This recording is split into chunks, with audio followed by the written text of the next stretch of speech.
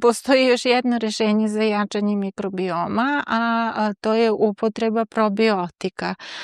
Naime, probiotici su mikroorganizmi koji kada se unesu u naš organizam ostvaruju povoljne efekte na naš imunni sistem.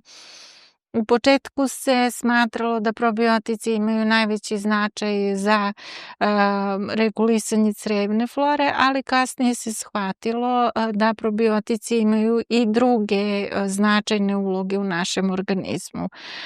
Trenutno je u svetu napravljena jedna velika kolekcija probiotskih bakterija koje se čuvaju i gde svaka bakterija ima svoje ime i naziv i broj koji je njena oznaka.